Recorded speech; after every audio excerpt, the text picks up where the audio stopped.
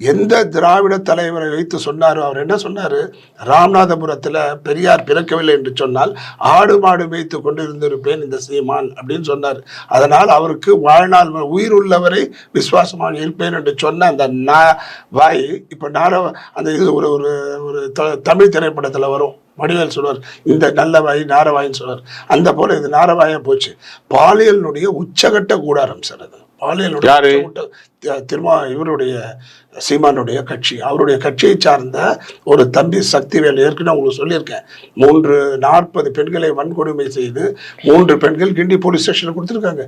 தூங்குதே, ஒன்றும் புரியலையே, எதனால இவங்க அரசு தூங்குறாங்கன்னு தெரியலையே.